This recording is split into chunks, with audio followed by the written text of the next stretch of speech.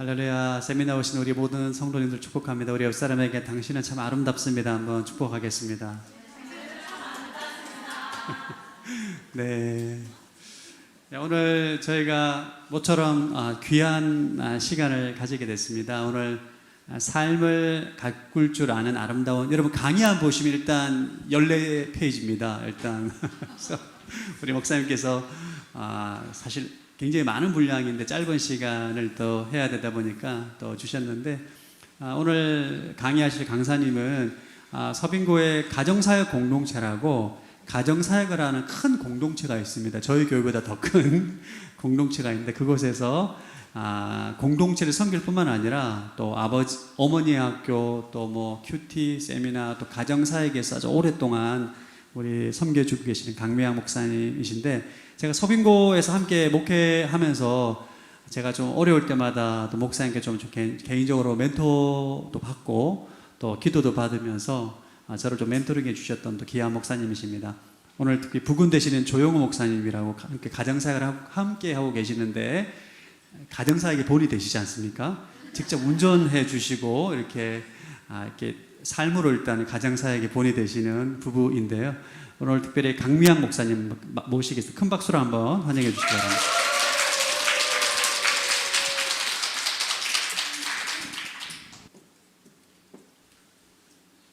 반갑습니다. 여러분 저를 너무너무 환영해 주셨는데요. 네, 참 따뜻하네요, 마음이.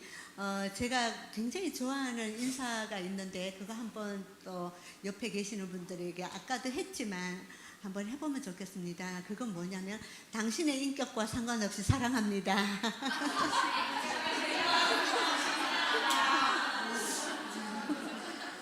조금 더 나가 볼까요? 당신의 성격과 행동과 상관없이 사랑합니다. 한번 해주시겠습니까?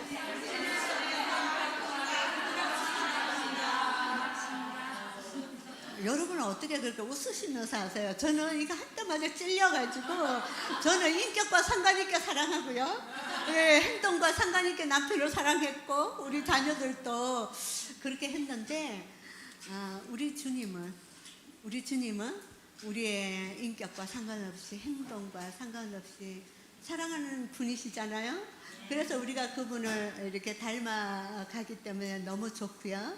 그래서 우리가 점차적으로 인격과 상관없이, 행동과 상관없이, 성품과 상관없이 그렇게 사랑할 수 있는 주님의 사람이 되면 참 좋겠습니다 하고 가는 게 경건의 훈련일 것입니다. 제가 최영민 목사님하고는 앞뒤 자리로 이렇게 앉아 있었는데요. 우리 교육자실에 한 40여 분이 계시는데, 목사님들이 정말 훌륭하세요. 정말 탁월하시고, 그러는데 특별히 또 우리 최영민 목사님을 제가 굉장히 또 존경스럽게 생각을 하고 그러는데, 서산에 오셨다는 것들이 참 감사하고 여러분의 복입니다. 한번 앞으로 한번 두고 보십시오. 정말 서산 온누리교회에 새로운 역사가 써질 것 같고요. 특별히 또 저희 남편하고 같이 왔습니다. 왜냐하면 제가 딴소리를 못해요. 사례를 이야기할 때 우리 남편은 제 삶을 누구보다도 잘 알고 있기 때문에 증인으로 지금 앉아 있습니다. 저희 남편에게도 한번 박수 한번 해주시겠습니까? 네. 아까 우리 목사님께서 또 박수를 해주셨지만 저를 피곤하다고 이렇게 운전까지 해주면서 왔습니다. 여러분에게 강의 안이 이제 있습니다. 사실은 뭐 제가 이제 주말마다 이렇게 가면 한 꼭지씩 강의를 해달라고 하세요, 목사님들이. 한 주제를요. 그런데 보니까 목사님이 3시간을 주셨더라고요. 얼마나 서산 온누리교회를 사랑하는지, 성도님들을 사랑하는지 그 마음을 알게 돼서 한 번 오면 뽕을 빼라는 거죠.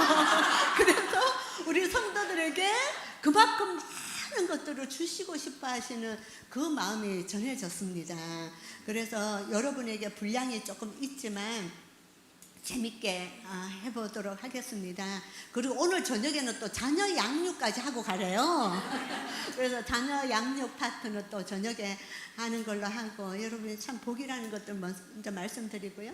우리가 이제 여러분들에게 제가 한번 질문을 해보겠습니다. 어떤 여성으로 살고 싶으세요? 아름다운 여성이요? 네. 어떤 여성의 그림이 있습니까?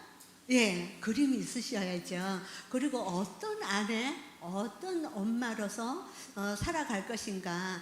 성경에 보면 하나님께서 이런 여성이 되어라, 이런 아내가 되어라, 이런 엄마가 되어라, 구체적인 건 없는데 우리 성경의 여성 인물을 통하여서 그것들을 다 들어가 있어요. 그래서 그거를 다 뽑아가지고 내 걸로 만들면 그렇게 주님께서 아름다운 여성이 어떤 모습인지를 알게 됩니다. 그래서 제가 수냄 여인에 대해서 말씀을 드릴 텐데요. 저는 특별히 대학원에서 여성학을 전공을 했어요. 여성학. 예, 그러니까 야 하고 나가는 그런 것들을 하면서 굉장히 그 마음에 정리가 좀 필요했습니다. 정말 남성들과 투쟁을 해서 여성의 권위를 찾는, 물론 여성의 권위를 찾아야 되겠지만 그게 길인가.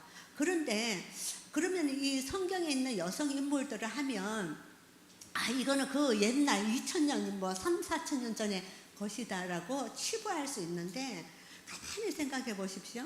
시대가 바뀌어도, 문화가 바뀌어도, 상황이 바뀌어도 바뀌지 않는 것이 진리잖아요. 그리고 그렇게 바뀌어도 영원한 생명이 진리잖아요. 그러니까 이 하나님께서 이 성경 안에 있는 인물은 이거는 바뀌지가 않는다. 이렇게 한번 살아봐라. 그러면 너의 삶 속에 놀라운 여성학을 뛰어넘는 그런 존재로서 멋있고 아름답게 살아갈 수 있다라고 말씀해 주시고 있죠. 그래서 이거를 시대적으로 이건 아니야라고 하는 것이 아니라 우리는 날마다 성경으로 돌아가야 되는 거예요. 그래서 우리의 모습을 찾아가는 것입니다.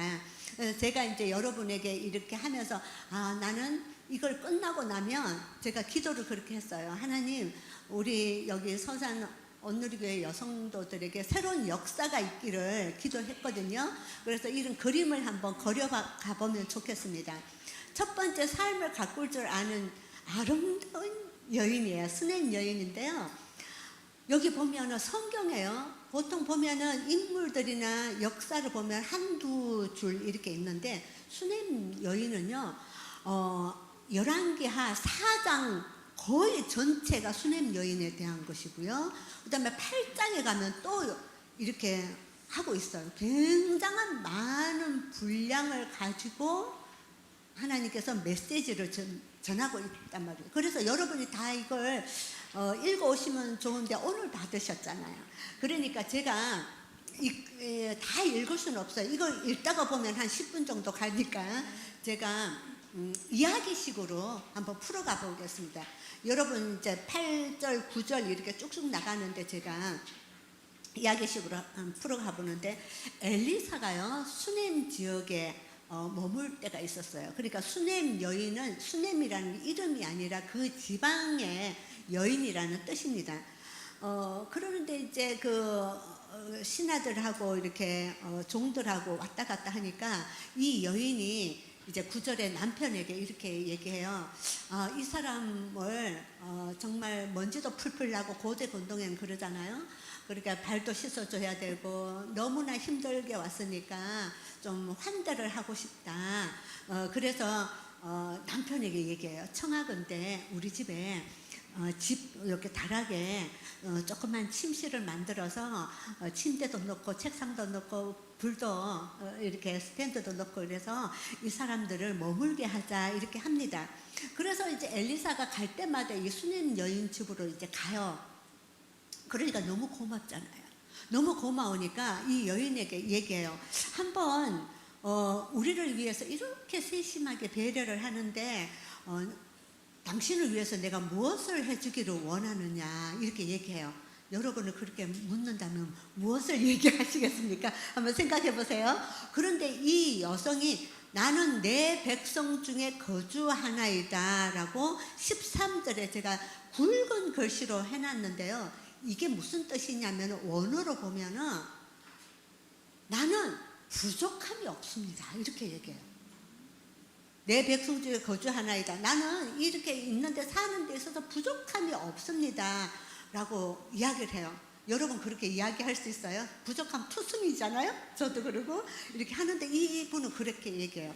그러니까 이제 게하시라는 이제 그 종이 엘리사한테 이렇게 얘기해요. 그런데요, 이 집에는요 남편이 나이가 들었어요. 늙었어요. 그리고 아이가 없어요. 그러니까 이 수냄 여인 남편은요 나이차가 굉장히 많았던 것 같아요. 늙었다라는 표현을 쓰고 있거든요. 그리고 아이가 없다라고 합니다. 보세요. 고대 근동에는요 자녀가 이렇게 농사를 지을 때 힘이고 자녀가 없으면은 하나님으로부터 뭔가가 이렇게 은혜를 은총을 못 받았다 이런 시대 속에 흘러가는데 자녀가 없었고 남편이 늙었어요. 그러면 얼마나 필요한 것들이 많잖아요. 그런데도 나는 부족함이 없습니다라고 이렇게 하니까 엘리사가 16절에 내가 이맘때쯤에는 아들을 낳게 된다 이렇게 해요. 그러면서 이제 아들을 낳게 되고 18절에 보면은 아이가 이제 낳아서 자라요. 자라는데 하루는 아버지하고 어떻게 이제 밖을 나갔는데 이 아이가 내 머리야 그러는 거예요. 머리가 아프다는 거예요. 그게 이제 자세하게는 안 나오지만 하여튼 뭐 두통이고 이렇게 하는데 이 아버지가 사환에게 이렇게 말해요. 사환, 이 아이를 엄마한테 빨리 데리고 가라 이렇게 해요. 그래서 이 아이를 데리고 엄마한테 무릎에 있는데 조금 있다가 죽어요. 아이가 그렇게 얻은 아이인데 죽어요. 그러니까 이제 이 수넴이 여인이요 남편에게 이렇게 해요. 내가 엘리사가 이 아이를 이렇게 준다고 했으니까 엘리사한테 다시금 가겠다. 그래서 이 아이가 죽었는데 다시금 어떻게든지 살릴 수 있는 방법을 한번 해보겠다. 남편한테 얘기하니까 남편에게 나한테 나귀 한 마리 하고 사원 한 명 데리고 내가 빨리 달려갔다 오겠다 그러니까 남편이 23절에 이렇게 해요. 지금 초하루도 아니고 안식일도 아닌데 어찌 가느냐. 그러니까 이 여인이요. 평안을 빌어주십시오. 갔다 오겠다고 하고 안장을 지어가지고 열심히 달려가서 갈멜산으로 갑니다. 그 두 번째 장인데 29절에 보면 그렇게 게하시에게 이제 가서 이 아이가 죽었어요. 그러니까 엘리사가 게하시한테 가서 좀 살릴 수 있도록 해보라. 이 여인이 아니에요. 엘리사한테 당신이 가야 된다. 그래서 엘리사가 가지 않으면 나는 한 발짝도 뛰지 않겠다 하니까 엘리사가 이제 와요. 수넴 여인 집으로 와서 이제 기도하고 침상에서 기도하고 아이한테 엎드려서 호흡을 이렇게 하는데 아이가 갑자기요 7번 재채기 하면서 깨어나는 거예요. 이렇게 해서 열왕기하가 끝나고요. 열왕기하 8장에 가면 이제 아이가 살아난 거예요. 그리고 이제 몇 년이 흘렀어요. 그러는데 엘리사가 이렇게 해요. 수넴 여인한테 있잖아요. 이 땅에 기근이 든다. 기근이 이제 드니까 블레셋으로 가서 1, 2년도 아니고 7년 동안 기근이 드니까 블레셋에 갔다가 있다가 와라. 그러니까 이 수넴 여인이 듣고요. 블레셋 땅으로 갑니다. 그래서 7년을 거하다가 이제 와요. 수넴 땅으로 와서 이제 왕에게 자기가 그 갈 때 땅 전토 이런 게 있잖아요. 그거를 좀 주십시오 하려고 하는데 그 왕이 게하시하고 이런 얘기를 하는 중이에요. 이 수넴 땅에 이런 역사가 있었는데 수넴 여인에 대해서 막 이야기를 하는데 수넴 여인이 온 거예요. 그러니까 이 왕이 그 사람이 그 사람이냐 그래서 수넴 여인에게 땅도 주고 다 주고요. 다시금 그래서 회복시키는 역사가 있는 수넴 여인이에요. 좀 길었습니다. 자, 들어가는 말 3쪽에 보면은요. 수넴 여인이 살았던 시대 배경은 엘리사 선지자 시절에 BC 900년인데요. 그러니까 제가 다 읽지 않겠습니다. 여러분 이걸 가지고 나중에 집에 가서 자세히 읽어보면은 이것들이 다 정리가 더 잘 될 겁니다. 외모로도 판단하지 않고요. 정말 이 사람을 환대했어요. 엘리사나 그 종이나 이런 사람들을 이렇게 환대했는데 이것들을 그냥 내가 좋은 뜻이니까 우리는 좋은 뜻이면 나 혼자 이렇게 하잖아요. 남편이 뭐 알든 모르든 하잖아요. 근데 수냄 여인의 지혜가 뭐냐면 남편한테 물어봐요. 이건 남편한테 아까 말씀드렸죠. 우리가 이 집에 이렇게 만들어서 이렇게 사람들을 돌보고 이렇게 섬겨주면 어떻겠냐고 이런 지혜를 우리는 가져야 돼요. 지혜를 가지면서 남편에게 선한 그 계획을 동의를 구할 줄 아는 그 여인이었다. 그리고 또 예기치 않은 상황 속에 그걸 그냥 이렇게 되어버렸구나가 아니라 하나님 앞에 하나님 마지막까지 하나님을 신뢰하면서 어떤 방법이 있지 않을까요? 라고 초점을 놓치지 않았던 여인이에요. 자, 그래서 두 번째 성경이 기술한 수냄 여인을 보면은요, 한 남편의 아내로 남편은 늙었다, 나이 차가 많은 부부였고 아들이 없는 후손의 대가 끊긴 부부로 살고 있었다라고 제가 적어놨습니다. 자, 본문으로 들어가 보겠습니다. 첫 번째 굵은 글씨를 한번 읽어주시겠습니까? 시작. 선지자에게 지극정성으로 음식과 휴식을 제공했다. 고대 근동에 보면 아브라함도요 환대를 했어요. 그죠? 환대를 해서 집으로 초청해서 그러니까 그때 세 사람이 예언을 하잖아요. 아들이 있을 것이고 이런 예언을 하잖아요. 수냄 여인도 환대를 했을 때 하나님은요 어떻게 역사를 하느냐면 성경의 말씀을 통해서도 역사하지만 사람을 통해서도 역사해요. 그래서 환대를 하는 가운데 이 수냄 여인도 아들을 낳을 것이다 이렇게 듣잖아요. 그래서 이 환대의 문화가 굉장히 축복이고요. 또 남편과 이렇게 의논할 수 있는, 제가 그렇게 적었던 것 같아요. 예쁜 교양미가 있었다. 참 예뻤던 것 같아요, 마음이. 그죠? 네. 이거 보면서 막 이런 여인은 아니었는 것 같아요. 남편 이렇게도 물어보고 그러면서 내 백성 중에 거주하나이다. 4쪽에 보면 나는 가진 것으로 충분합니다. 그렇게 했죠. 자, 그래서 4쪽에 보면 두 번째 문단인데, 그런데 이렇게 섬기는 게 그래 환대하고 섬기면 나에게 축복이 있을 것이야 라고 섬긴 게 아니라는 거예요. 사심 없이 섬겼어요. 이게 중요해요. 우리는 섬기면 나에게 뭐 꼬물이 떨어지겠지 이렇게 할 수도 있는데, 이 여인은 사심 없이 섬겼는데 그것을 누가 하나님께서 그런 역사를 통해서 사람을 통해서 메시지를 받게 됩니다. 그래서 저는 여러분들의 삶 속에서도 은밀하게 돕는 그 일들을 통해서 하나님의 역사하신다.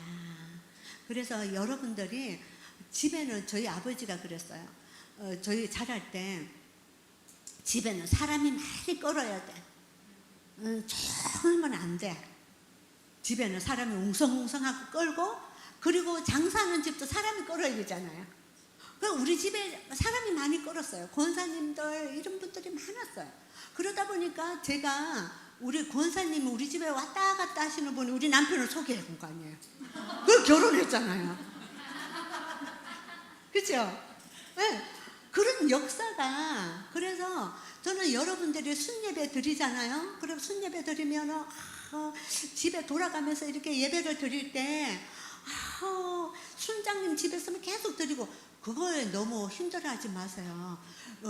순예배 드리면서 이렇게 와서 함께 예배를 드리고 예배를 심고 찬양하고 또 순회 식구들이 아이들을 보고 기도해주고, 여러분이 축복의 그 현장이 되는 거예요. 여러분들이 우리 여성들 있잖아요. 오늘 여성들 함께 모여서 큐티방도 하시고, 우리 집에서 여러 가지고, 그리고 여러분 아이들도요, 자녀들 있잖아요. 자녀들도 친구들도 오라고 자꾸 해서 이렇게 떡볶이도 해갖고 먹이고, 이게 전부 환대예요. 환대 속에 하나님은 역사를 이렇게 가요. 저희 집도 그렇게 하다 보니까 제가 온누리교회 다닐 때 하도 교회가 장소가 없어서 제가 어떻게 기도를 했냐면, 하나님, 저는 우리 집에서 많은 사람들이 와서 이렇게 교제도 나누고 성경 공부도 하고 세미나도 하고 이런 집 주세요, 그렇게 기도했거든요. 그런 집을 주셨어요. 그래서 우리 목사님은 저희 집에 왔다 가셨거든요. 그런 집을 주셨는데, 왜냐면 하나님께서 좋은 뜻으로 기도하는 거는 다 열려요. 하나님, 우리 집에 큰 평 주셔요. 저희들 잘 먹고 잘 살게요. 이렇게 기도하는 것도 어떻게 반응할지는 몰라도 그렇게 좋은 뜻으로 하는 거는 다 이루어지고 사람을 통하여서 메시지가 많아요. 그래서 특별히 여러분들이 순 식구들 순 나눔을 통하여서 메시지를 많이 받잖아요. 하나님의 소리를, 그죠? 그런 것들을 은밀함을 통하여서 하나님의 풍성한 역사를 이제 보게 된 거예요. 자, 내게 부족함이 없습니다. 저는 이게 너무너무 꽂혔어요. 남편이 늙었잖아요. 그러면은 남편이 좀 생생한 남편이면 좋겠어.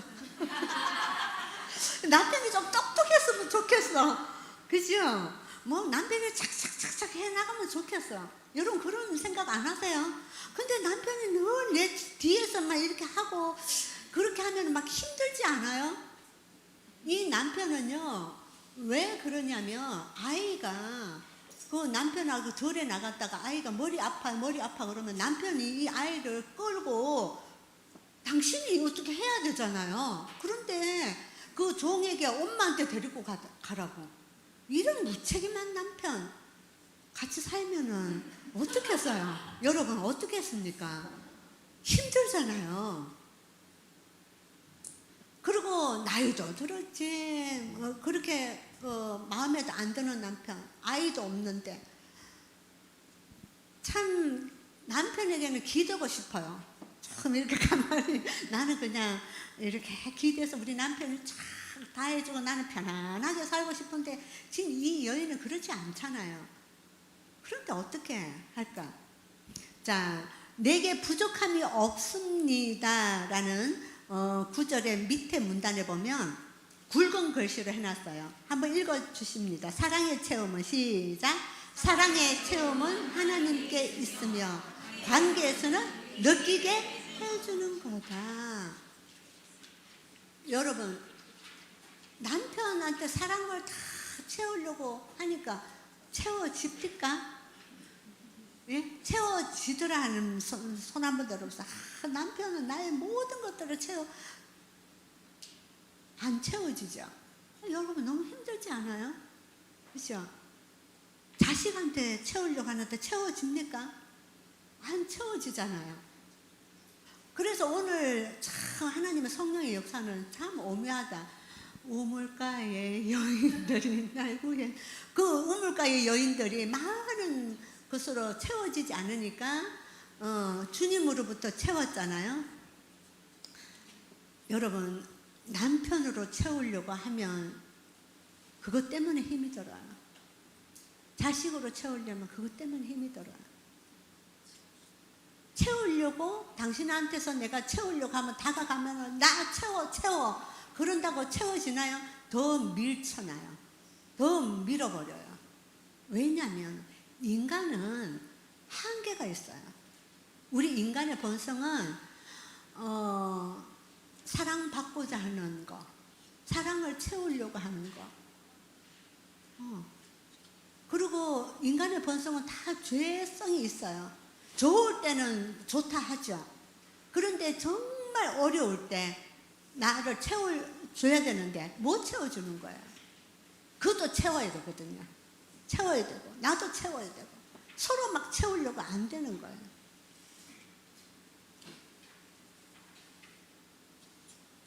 우물가의 여인이 그렇게 고통 가운데 있었는데 수넴 여인은 이런 과정을 거쳤던 것 같아요. 수시간이 들어가면서 남편으로부터 채워지지 않는다. 자녀도 어떤 것으로 채워지지 않는다. 그럼 나는 어떻게 할 것인가. 수넴 여인이 영적인 엘리사를 알아봤다 그랬거든요. 그러니까 영성이 있었던 거예요. 그래서 하나님으로부터 안으로 들어갔어요. 주 안에서 채워질 때 사랑은 채우는 게 아니라 사랑은 느끼게 해주는 거예요. 느끼게 해주는 거예요. 채우는 건 어디서 채워야 된다고요? 하나님 안에서 채워야 돼요. 그래서 여러분들이 예배하고 이 세미나 오고 여러분이 행복하셔야 돼요. 남편이 나를 행복하게 해주리라. 정확하게 이루시네요. 네, 맞아요. 그거는 남편이 만약에 채워준다, 남편이요. 그러면 이 사람은 여유가 있는 사람이에요. 여유가 있는 사람이에요. 근데 여유가 없는 사람은 자기도 지금 없기 때문에, 그래서 우리는 이렇게 하나님 안에서 기뻐하고 즐거워하고 이 사랑에, 하나님의 사랑을 받아서 그 사랑 안에 내가 얼마나 귀하고 존귀한 존재인지를 알아서, 옆에 보니까 이 사람도 귀하고 존귀한 존재구나 하고 대해 주는 거, 느끼게 해주는 거지. 채우는 건 어디로부터 채워야 된다? 위로부터 채우고 여러분이 행복하셔야 돼요. 그래서 여러분이 집에서 혼자 식사를 하실 때 오이 같은 거 있잖아요. 있으면 오이를 탁 고추장에 탁 찍어서 이렇게 먹지 마시고 오이도 탁탁탁탁 잘라가지고 쟁반에다 탁 해가지고 그렇게 해서 자기를 대접하면서 사셔야 돼요. 아멘이십니까? 네. 그래서 함부로 자신을 함부로 하지 않아야 돼요. 그래서 하나님으로부터 존귀한 자로 내가 먼저 그렇게 설 때 그것들을 해줄 수 있는 거죠. 사랑의 구걸을 하면 사람은 떠납니다. 사랑의 구걸자가 아니라 우리는 사랑의 전파자가 되어야 돼요. 사랑의 구걸자가 아니라 사랑의 전파자가 되자. 나는 하나님께로부터 체험받고, 그게 빠른 길이에요. 그러면 이거를 내가 느끼게 해주잖아요. 남편을 느끼게 해주고 아이를 느끼게 해주잖아요. 그러면 그 느낌을 받은 자가 또 느끼게 해줘요. 이 원리예요. 근데 채우는 거는 어디로부터 채워야 된다? 위로부터 채우고 자신이 그렇게 가꿀 수 있어야 된다는 거죠. 만약에 그렇지 않으면 수냄 여인 같은 경우에는 굉장히 기대를 했을 거예요. 어떤 연유로 남편하고 이렇게 나이 차가 있는지는 몰라도 어떤 분이 이러더라고요. 이거를 하는데 그래도요, 저는요, 이 여인을 보니까 남편은 늙어도 돈은 많았던 것 같아요. 그런 거예요. 여러분, 돈이 많다고 채워집니까? 다 완벽해져요? 아니죠. 돈은 많은데 무능력해. 그래서 우리의 그 여인들이, 사마리아 여인들이 이 남자 만나면은 괜찮을 것 같아서 결혼을 했어. 근데 인격이 별로 안 돼. 그래서 아닌가비요 하고 또 다른 남자를 만나서 인격은 되는데 무능력해. 그래서 아닌가비요 하고 또 다른 남자를 만났어. 이 남자를 만나면은 조금 괜찮을 것 같은가 했더니 이 남자가 키가 너무 작아. 계속 사람만 바뀌는 거예요. 채워지지 않는 거예요. 그러다가 누구를 만났어요? 주님을 만났잖아요. 그리고 물동이를 내려놓고 나는 내가 생명을 얻었네 그러고 전파하잖아요. 그래서 제가 밑에 적었어요. 사랑의 체험은 하나님께 있으며 관계에서 느끼게 해주는 것이다. 왜냐하면 인간은 주고받는 사랑밖에 안 돼. 스스로 부족함이 없습니다라는 사람이 되려면 누구 때문에가 아니라 자신의 삶을 하나님 앞에 잘 세우고 가꿔야 된다. 누구 때문에가 아니라. 저도 남편이 있으니까 제가 너무 좋은 게 사례를 너무 잘 들을 수 있어요. 우리 남편이 저를 사랑한다고 해도 별로 느껴지지가 않아요.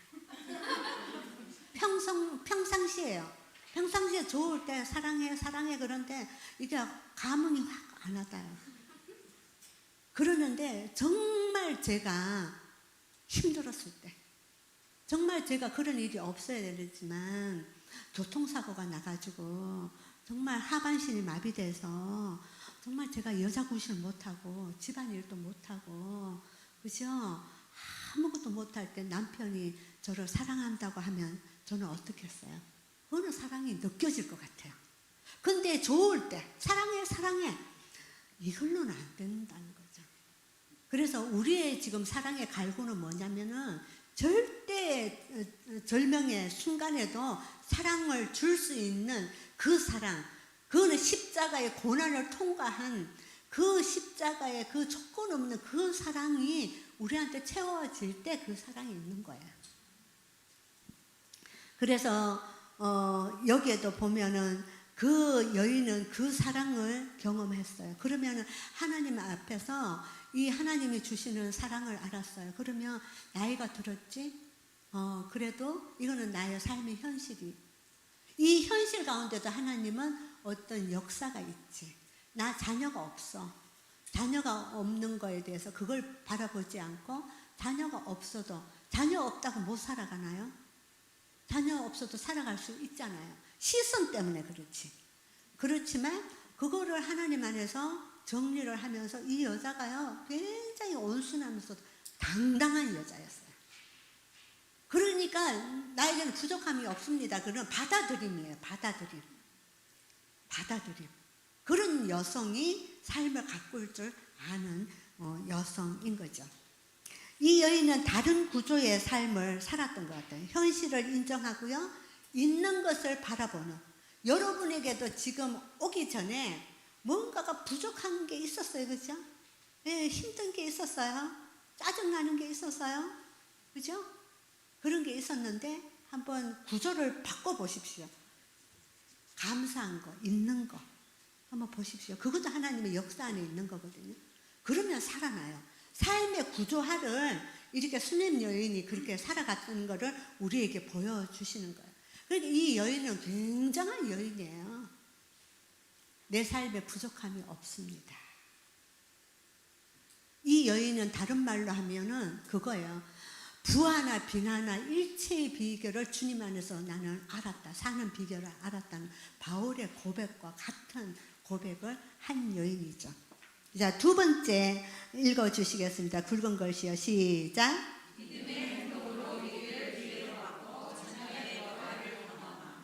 네. 참 내 머리야 아파 죽겠어요. 아빠 내 머리 아파 죽겠어요. 그랬는데 이 아버지의 구실을 못한 거예요. 아들의 그 믿음의 연대, 아들의 죽음 위기 가운데서도 이 여인은 그 늪에서 허우적거리지 않았어요. 남편은 가장으로서 아버지의 역할을 못했죠. 그러면 우리는 보통 보면 원망해요. 당신이 어떻게 그 아버지냐고. 그걸 충분히 할 수 있어요. 그죠? 비판하고. 그런데 여기에 그 문안에 보면은요, 비판했다는 내용이 없어요. 저희는 이제 이걸 보면서 우리의 여성의 모습을 저도 그러고 어떻게 붙잡고 가야 된다는 거, 비판, 원망 이것들을 하기 시작하면 관계는 깨지고 일은 일대로 안 되고. 그런데 이 여인이 뭐라고 했죠? 그때 평안을 빌어주십시오. 그리고 내가 해야 될 일을 하는 거예요. 그러면 사원 데리고 낙이 타고 가는 거예요. 어떻게 그렇게 할 수 있었을까요? 어떻게 이 여인이 그렇게 할 수 있습니까? 성경의 여인이니까. 그게 아니라 하나님은 우리에게 너도 그렇게 할 수 있다는 것들을 우리에게 말씀해 주시고 있거든요. 마음에는요, 숨은 사랑, 굵은 글씨로 해놨어요. 숨은 사랑을 온유함으로 단장하고 믿음으로 행동했다.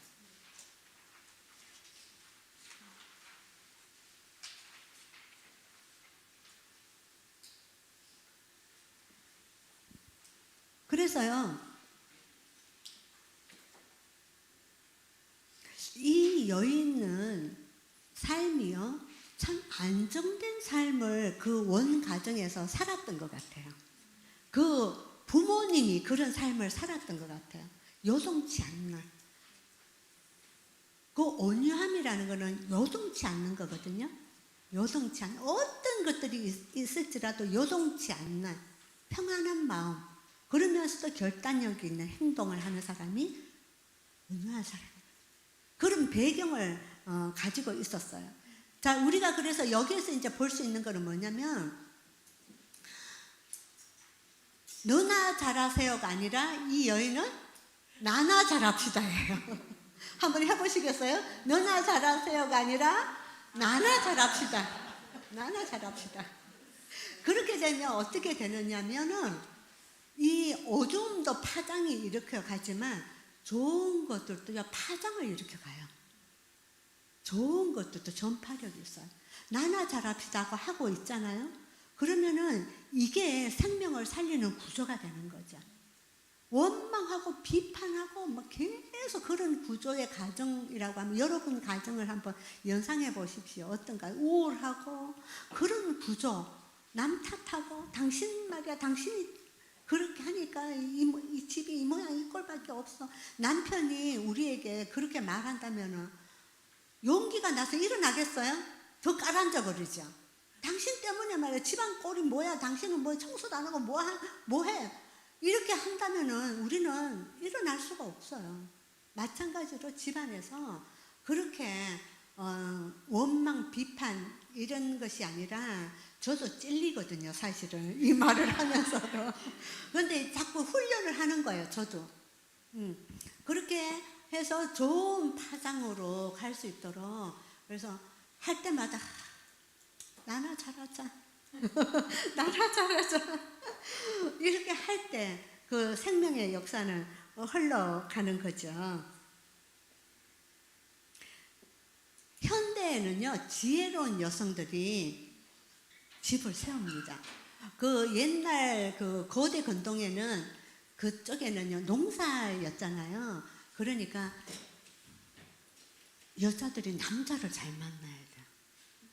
여자들이 남자를 잘 만나야 그 집안이 잘 돼요.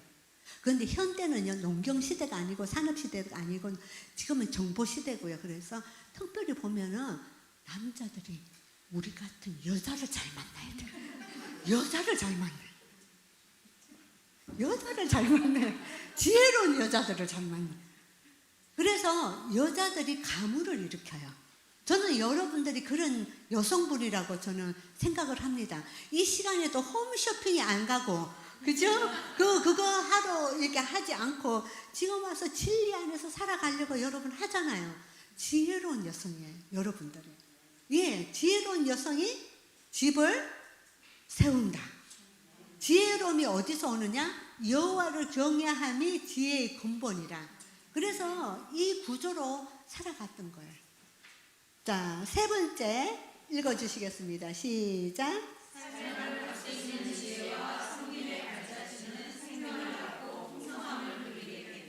네. 이 여인이 아이가 죽었을 때 엘리사를 통하여서 와서 살리는 생명의 역사가 일어났죠. 그리고 후에 기근이 들었잖아요. 7년. 그러니까 떠나라니까 블레셋에서 떠나서 왔죠. 이걸 보면서 이 여자는 참 복 있는 여자다. 어떤 여성이 있는가에 따라서 이 집안이 복을 받는 거예요. 엘리사 그 집이 남편은 나이 들고 그랬지만 이 여인 때문에요. 기근이 들었을 때도 이 집은 7년 동안 갔다가 다시 와서 이 집은 풍성함을 얻었는 거예요. 한 여인이 있는 곳에 복이 있는 거예요. 예, 그래서 야곱이 아니라 저기 요셉이 있잖아요. 요셉이 가는 데마다 잘 됐죠.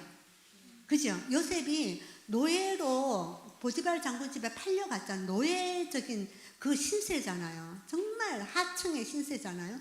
그런데도 보디발 장군 집에 가면 요셉 때문에 보디발 장군 집이 잘 돼. 그래서 보디발 장군 집에 있다가 그 여인이 보니까 너무 청년이 너무너무 멋있거든. 자기 남편은 더 멋있을 거예요. 장군이니까. 그런데 장군인데 그 지휘적으로는 멋있었는 것 같은데 사람을 마음을 읽어줄 수 있는 능력도 없고 그냥 그래. 근데 요셉은 보니까 정말 찬찬해. 마음이 따뜻해. 그리고 하나님을 경외해. 이 여인이 그냥 쏙 빨려든 거예요. 보디발 장군 아니니까 몸매 관리 안 했겠습니까? 예, 그러면서 요셉을 유혹했잖아요. 나는 저런 남자하고 한번 이렇게 해봤으면 좋겠다. 대화라도 해보고 이렇게 해봤으면 좋겠다. 그러는데 뿌리쳤잖아요. 그런데 요셉이 뿌리쳤으면 하나님이 요셉을 멋있게 해줘야 되는데 어디 갔어요? 감옥행이었단 말이죠. 근데 감옥행에 가서 요셉이 감옥에 있으면서 간수들이 복이 되고 그런 역사가 있었잖아요. 제가 이제 요셉에 대한 설교는 아니지만 형통함이라는 단어를 가장 많이 쓴 인물이요. 하나님이 요셉이에요. 요셉이 3번이나 주 안에서 함께함으로 형통하였더라. 주 안에서 함께함으로 형통하였. 그때가 언제였냐면 보디발 장군 집에 노예로 있었을 때, 그 다음에 그 옥에 갇혔을 때, 그리고 총리 대신 되고 난 다음에 형통하였더라 단어가 나와야 되잖아요. 총리 대신 되고 난 다음에 형통함이란 단어가 안 나와요. 너무 이상해요. 그게 뭐냐면 주와 함께 함으로 어떤 일이 있을지라도 늦건이 넘어갈 수 있는 힘, 영혼의 힘이 있는 게 형통함이었더라고요. 그래서 요셉은 힘이 있었어요. 근데 요셉이, 제가 이제 그거를 말하려고 하는 게 아니라 요셉은 가는 데마다, 그죠? 다 좋아졌죠. 제가 이거를 왜 말씀을 드냐면, 여러분이 가는 데마다 여러분 때문에 다 좋아지는 역사가 있기를 바랍니다.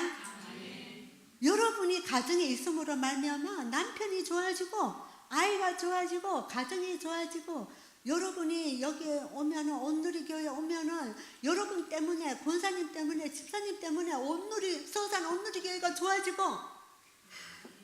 제가 가면은 우리 시댁이 좋아지고, 우리 친정에 가면은 제가 가면은 친정에서 막 갈라져가고 싸움이 일어났는데 가면은 화합이 일어나고, 이런 여인이었던 거예요. 이 수넴 여인이. 그렇지 않아요? 그 기근이 들었을 때도 엘리사가 그 얘기를 해주잖아요. 엘리사 말을 순종하. 그렇게 말했을 때, 그 블레셋 땅 가기 싫어요. 안 갔을 수도 있잖아요. 근데 그 주의 그 음성에 청종해서 떠나잖아요. 떠나고 또 와서 다 이 수넴 여인 때문에 그런 복이 되었던 거예요. 그래서 우리가 가는 곳마다 복이 되는. 그래서 어떤 모임을 할 때 이렇게 여성들이 이렇게 모이면은, 누가 생일이다 그러면은 내 주머니에 별로 없지만은 케이크 하나 사갖고 가서 우리 생일 잔치 하자. 그러고 케이크를 다 자르고, 그 사람 복이잖아요. 그 사람이 가면 그러면 사람들이 다 환영하잖아요. 복이에요. 저는 그 여성시대 라디오를 얼마 전에 이제 운전하다가 가다가 들었어요. 그랬는데 참 감동적인 게, 어떤 사람은 편지를 썼더라고요. 편지를 어떻게 썼느냐면, 자기 친구가 자기한테 너무너무 고맙게 해서 그 자기 친구 소개하는 거예요. 그게 뭐냐면, 그 편지를 이렇게 보낸 사람이 가정이 굉장히 어려웠나 봐요. 경제적으로 어렵고 해갖고 허드렛 일을, 식당에 가서 허드렛 일을 하는데 아이는 가출하고 정말 앞날이 보이지가 않는 거야. 열심히 벌어가지고 이제 하는데도 아이는 가출하고 마음대로 안 되고 힘은 들고 그러는데, 제일 중요한 사건이 자기 남편이 외도를 한 거야. 외도를 해서, 그러니까 여성으로서는 처참한 거예요. 자기 집은 월세 살고. 그러니까 죽어버려야 되겠다 이런 생각이 들었대요. 너무너무 앞이 안 보이니까. 그러다가 이제 친구한테 이렇게 전화를 해서 하소연을 했나 봐요. 내가 사실은 살기 싫다. 남편도 그 믿었던 남편이 그렇게 해갖고 그 직장에서 그냥 차려입고 있는 미스 누구 하고 벌어나가지고 하고, 자기는 식당에서 이렇게 열심히 하고 지방은 이렇고 소망이 안 보여. 그런 얘기를 했더니 이 친구가 파출부하는 친구예요. 이 친구도 그래 너 나와 그러더래요. 그래갖고 이제 나갔대요. 그 다음 날 이렇게 나갔는데 친구가 이 이야기를 이렇게 들어주면서 친구가 차 한 잔 마시면서 쭉 이야기를 들어주면서 봉투를 하나 이렇게 주더래요. 내가 너의 이야기를 이렇게 들었는데 그 심정을 내 마음을 담아서 글을 썼다. 그러니까 너 집에 가서 이 글을 읽어보라 그랬대요. 그래서 이 친구가 이제 헤어지고 집에 와서 그거를 딱 펼쳐봤대. 편지 그거를 딱 펼쳐보니까 편지에 글은 없고 수표 10만 원짜리 10장이 들어있더래. 100만 원이. 그래서 깜짝 놀래가지고 전화를 했대요. 저는 이거 무슨 돈이냐고. 너 왜 편지는 안 쓰고. 그랬더니 그 친구가 하는 말이 너 아무 생각하지 말고 이 돈 가지고 가서 어디 좋은 데 가서 하루 지나면서 맛있는 거 먹고 남편 생각하고 애 생각하고 뭘 생각하지 말고 한 3일만 정말 네가 경험해보지 못한 거 한번 경험하고 그렇게 돌아와. 그 이야기를 하더래요. 그런데 이 친구도 월세 살아.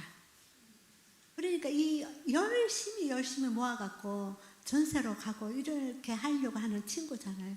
그 친구에게는 그 100만 원이 몇 억, 천이 될 거예요. 1000만 원, 100만 억이 될 거예요.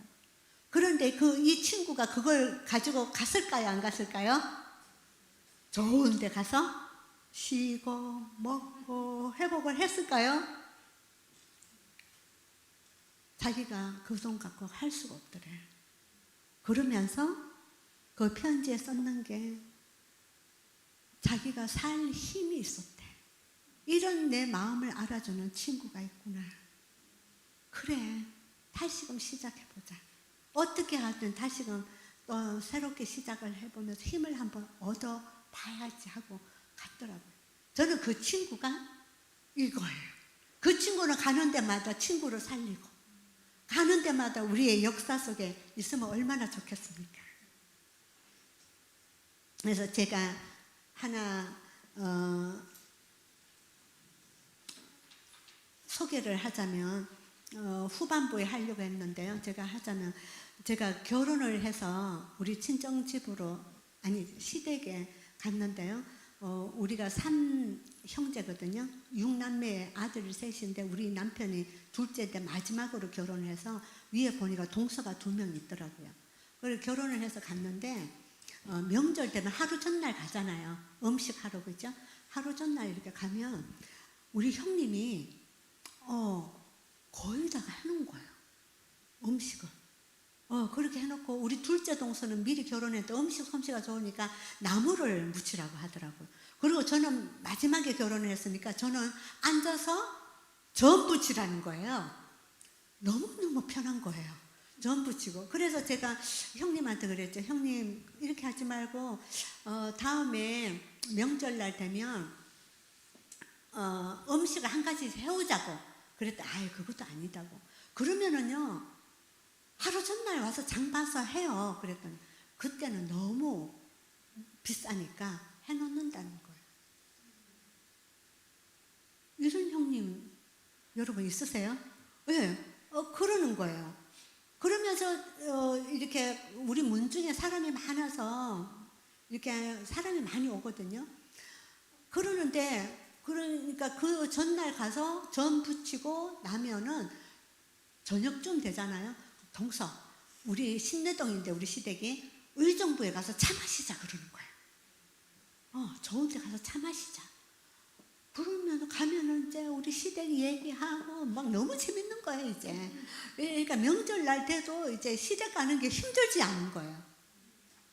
그리고 그 다음날 손님 많이 치고 이제 돌아오려고 하면은 우리 형님이 저보고 그래. 동서 수고 많이 했어. 그러면 뒷꼭지가 하는 거예요. 이게 수고 안 했는데 수고했다니까. 아무튼 이제 그리고 이제 와요. 그래서 제가 형님 왜 이렇게 하세요? 이게 이제 시간이 많이 흘렀죠. 왜 이렇게 하세요? 왜 우리 형님 우리 이제 시숙은요 우리 남편보다 더 잘생겼어요. 아주 이렇게 회사에서 CEO고 이러는데 이 물질 관리를 못 해갖고 반지하 같은 데 살아요. 반지하 같은 데 살고요. 잘생겨갖고요. 자기 옷만 와이셔츠 같은 거 백화점에서 자기 옷만 입을 줄 알지 아내 자녀들은 안 사주고 그랬어요. 우리 형님은 퉁퉁하거든요. 그리고 아이는 심장병이고요. 저희 시어머니를 모시고 있었어요. 시어머니는 하반신, 지하방에, 아이는 심장병에. 그러는 가운데서도 그렇게 저한테는 그렇게 해주는 거예요. 그래서 제가 형님 어떻게 이러세요? 그랬더니 우리 형님이 하시는 말이 동서 나는 삶이 너무 고단했다. 아이도 심장병 수술하고 보이지도 않고 남편으로부터 그렇게 사랑을 받았느냐 하면 별로 사랑도 못 받고 그리고 자기는 자기대로 돌고 시어머니 그렇게 하고 그랬는데 동서 있잖아. 나는 보니까 우리 동서가 생명의 삶 있잖아. 한 번씩 가면 생명의 삶을 이렇게 보는 거예요. 뒷장에 왜요? 이렇게 요약해 놓은 것도 보고 생명의 삶을 보는데 우리 형님이 개신교가 아니라 성당 다녀요. 성당 다니는데 누가 친구가 소개를 해줬대요. 그래서 이제 생명의 삶을 가지고 큐티를 하면서 나는 동서 하나님으로부터 나는 너무너무 많은 위로를 받았어. 나는 하나님으로부터 많은 위로를 받았으니까 나는 은혜를 많이 받았으니까 동서는 은혜를 누려 그러는 거예요. 나는 하나님으로부터 은혜를 많이 받았으니까 동서는 누려. 제가 깜짝 놀랐어요. 사랑의 그거는 어디서 채워진다고요? 위로부터 채워지고. 이건 느끼게 하는 건데 내가 하나님의 은혜를 받았으니 동서는 누려. 한번 옆에 계시는 분에게 한번 해보실래요? 잊어버리지 말도록. 하나님으로부터 은혜를 받았으니 당신은 누려. 한번 해보십시오.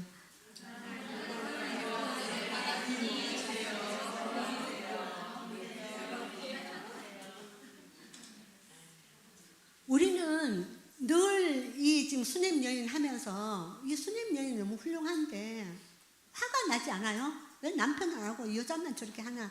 그런데 우리는 공평의 이슈가 있어요. 내가 한 만큼 이게 돌아와야 되는데 안 돌아오면은 섭섭하잖아요. 여러분 섭섭마귀가 있다는 사실 아십니까? 저 섭섭마귀가 있더라고요. 그러는데 제가 한번 질문해 볼게요. 세상은 공평합니까? 공평 안 해요? 공평해야지. 공평 안 하죠? 하나님의 완전한 나라가 아니기 때문에 세상은 공평하지 않아요. 그런데 우리 형님은 공평하지 않은데 내가 은혜 받았으니까 우리의 믿음의 사람들은 뭐냐면 공평하지 않은 세상에 공평하게 대해주는 게 믿음의 사람이더라고요. 공평하지 않아. 근데 공평하게 대해주는 거야. 우리 형님이 은혜를 받았으니 동서는 누려. 당신이 너무 고생했으니까 동서도 공평하게 동서도 한번 고생해봐. 이래야 되잖아요. 근데 나는 은혜를 받았으니 동서는 그냥 누려. 제가 그때 이 말이 천둥처럼 울렸어요. 그리고 난 다음에 이제 시어머니를 이제 요양원에도 모시다가 소천을 하셨어요. 소천을 하셨는데 3일 장례를 치르고 며칠 있다가 우리 아주버님이 저를 서빙고에 있는데 전화가 왔어요. 큰 동서가 저한테 화장품을 보냈대요. 그러면서 와서 화장품을 줘요. 지나가시다가 전달 받았어요. 그래서 제가 형님한테 전화를 했어요. 형님, 왜 이 화장품은 무슨 화장품이에요? 했어요. 그랬더니 형님이 하는 말이 동서, 나는 장례 기간에 동서를 통하여서 너무너무 많은 위로를 받았대요. 그래서 제가요? 제가요? 그런데 우리 형님이 하는 말씀이 형님이 장례 기간 동안 일이 많잖아요. 형님이 이쪽에 가면은 제가 쫄쫄쫄쫄 따라 이쪽에 가더래. 그 형님이 이쪽에 가면은 제가 쫄쫄쫄쫄 따라가고 이쪽에 가더래. 근데 제가 의식을 못했어요. 쫄쫄쫄쫄 따라다니면서 형님 옆에 있었다는 걸 의식을 못했는데 형님은 그게 너무너무 위로가 됐대요. 그때 알았어요. 우리 형님은 사람을 얻었구나.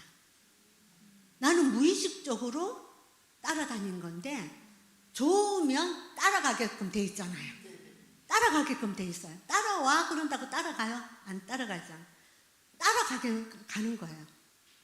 아, 희생을 통하여서 사람을 얻었구나.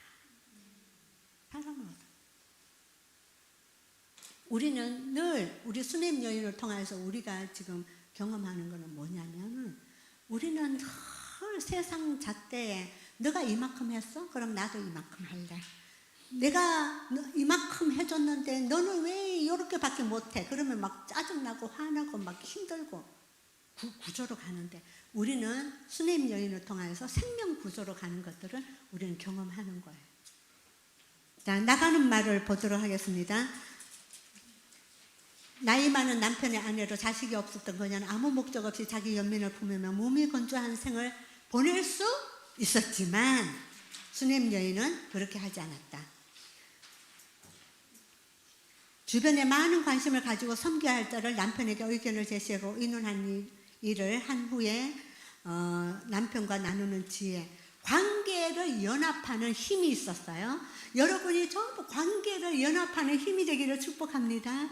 그래서 남편하고도 의논하시고 자꾸 의논하세요. 의논하시고 그렇게 좋은 일보다 더 중요한 것은 관계라는 거예요. 관계가 잘 되면은 그러니까 옳은 일을 할 때도 관계를 해야 돼요. 관계가 먼저 돼야 된다. 자, 밑에 구절 한 12구절쯤 내려오면 이 여인은 없는 것에 집중하는 것이 아니라 줄 쳐주십시오. 뭐에 집중했어요? 있는 것에 집중했다. 나에게는 부족함이 없어요. 있는 것에 집중한다. 이분은 없었잖아요. 아이도 없었고 불평할 요소가 많은데도 있는 거에 집중해서 부족함이 없습니다. 마음에 그릇이 준비되어 있었던 차이죠. 자, 밑에서 두 번째 끝줄에 보면 이 여인은 축복의 수문을 연 여인이 수냄 여인이다. 축복의 수문을 열었다.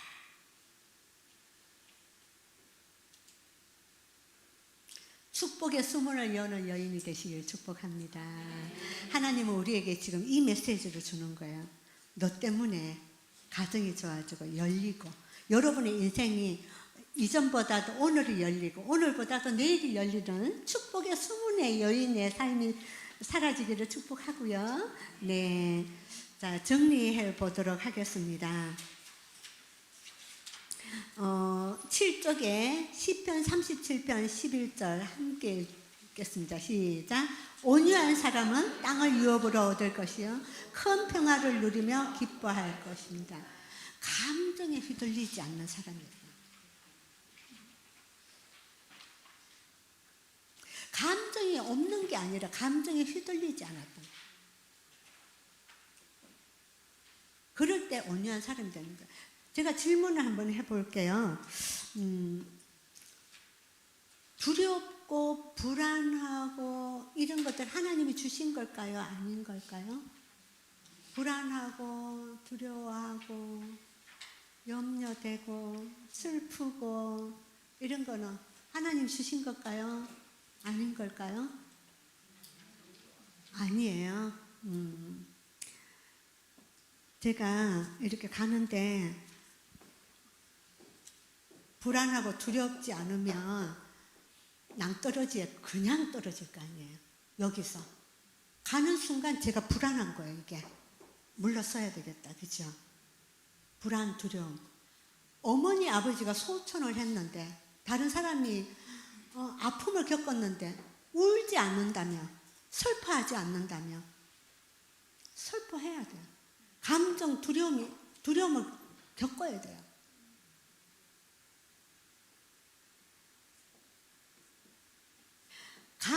이거는 불안과 두려움과 염려와 슬픔과 근심 있잖아요. 그거는 뭐냐면 근심하지 않으면 배짱이처럼 모든 게 좋은 거예요.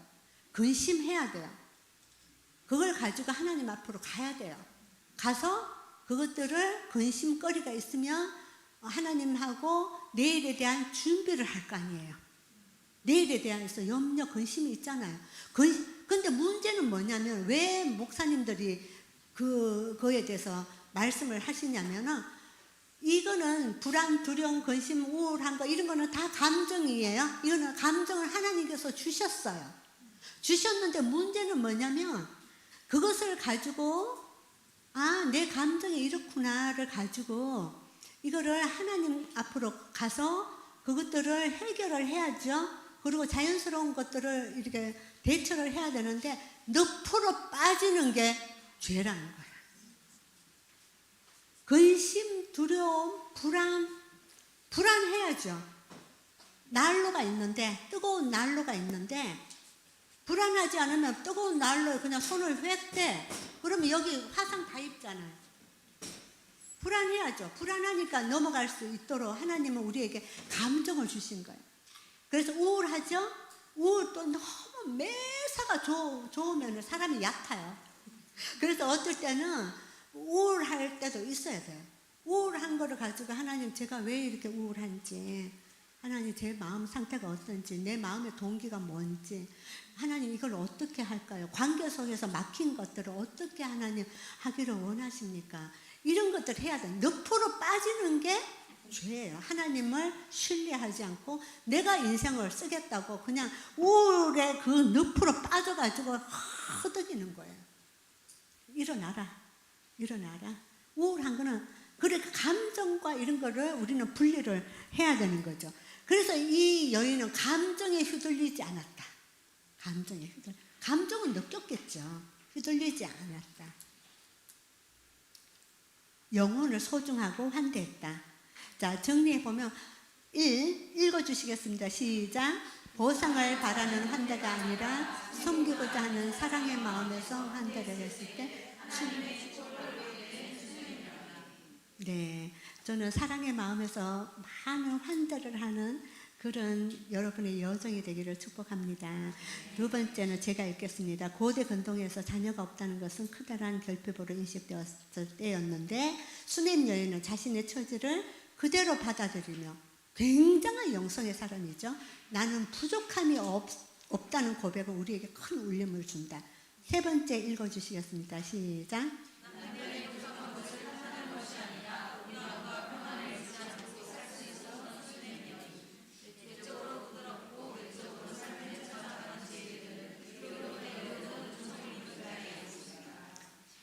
너무 아름답지 않아요? 저 이걸 하면서 내적으로는 부드럽고 외적으로는 행동하고 당신 탓이 아니라 내가 하고 이렇게 뛰어넘을 수 있는 그런 삶을 가꿀 수 있는 지혜.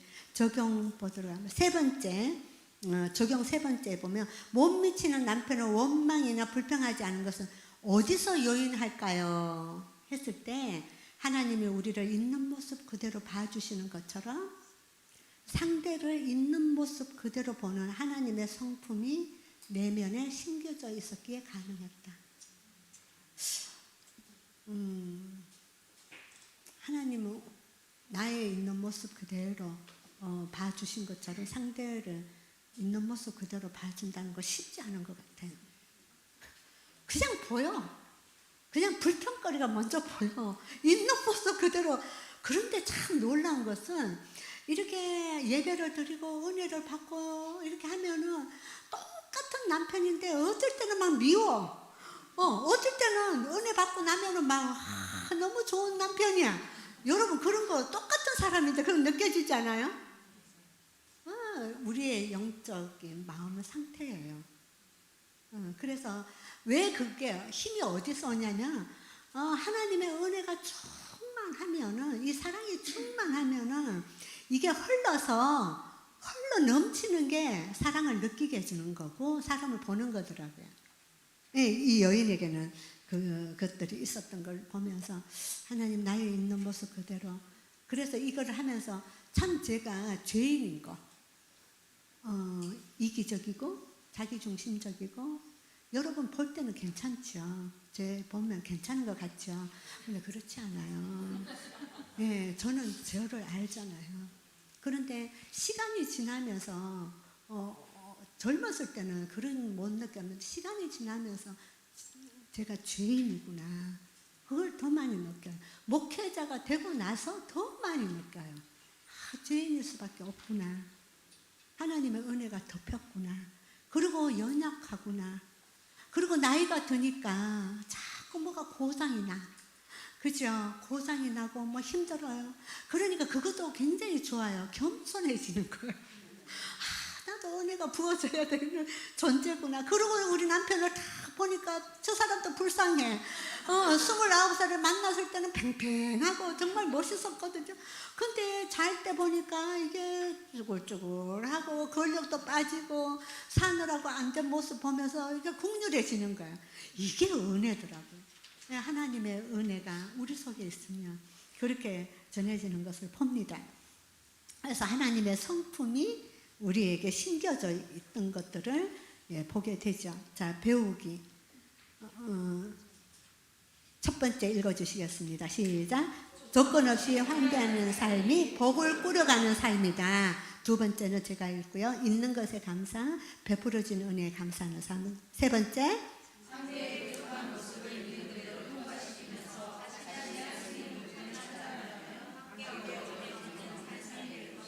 네. 통과시키고 자신의 할 수 있는 부분을 한다면 그것은 생명은 계속 생명을 낳게 된다 말씀드렸죠. 그죠? 예. 잠깐 눈을 한번 감아 보시겠습니까? 이제 강의 듣느라고 여러분 너무 피곤하셨죠? 제가 잠깐 묵상 기도를 한번 해보려고 합니다. 주님이 나에게 조건 없이 부어주신 사랑을 저의 삶 속에서도 조건 없이 환대할 수 있는 그런 은총을 저의 삶에 주십시오. 내 삶에 주님께서 베풀어 주신 은혜가 참 많은데 늘 부족한 것에 집중했던 거 하나님 다시금 베풀어진 은혜를 기억하고 감사하게 하여 주십시오. 우리는 다 연약하기에 부족한 것 덜쳐내는 그런 달란트 이제 그만두고 싶습니다. 덜쳐내는 것 중단하게 하여 주시고 내가 할 수 있는 부분을 충실하게 가꾸어 가게 하여 주옵소서. 예수님의 이름으로 기도합니다. 아멘. 네, 수고하셨습니다. 이제 1강을 마쳤고요. 나눔을 하는데 여러분 조에서 조장님들 한번 손 한번 들어보시겠어요? 조장님들. 여기는 조장님들이 안 계시나요? 조장님들. 그래요. 그러면 이렇게 할게요. 어떻게 할까? 김씨. 손 안 들려라. 그러면 이렇게 할게요. 자, 우리 그러면은 조장 없는 분 중에서는, 자, 여러분들이 아이들 학교에 가서 선생님 발표하라고 그러면 손 바짝 들고 발표해 그러잖아요. 그죠? 그리고 선생님이 하라는 대로 해 그러죠? 우리도 그렇게 살아야 되잖아요. 그래서 우리 조에서 가장 조장으로 잘 하실 분 한번 이렇게 손으로 지목해 주십시오. 가장 많은 분이 그냥 하도록 하겠습니다. 네, 박수해 주십시오. 조장은 무슨 역할을 하느냐면, 당신 먼저 하십시오. 이것만 하면 돼요. 당신 먼저 하십시오. 이것만 하면 돼요. 자, 나는 스냅 여인을 통하여서 세 꼭지를 제가 말씀을 드렸는데요. 온유하고 위기 앞에 지혜롭게 반응하는 수냄 여인을 통해서 하나님께서 나에게 하신 말씀 부분이 있다면 무엇인지 그것들을 나누시는 거예요. 수냄 여인을 통해서 내가 은혜 받았던 거, 예, 적용할 거 그것들을 나눠주시면 됩니다. 지금부터 5분씩 하면은 20분 예, 드리도록 하겠습니다. 조장 인도하에 당신부터 하십시오. 그러면 됩니다. 네, 지금부터 시작하도록.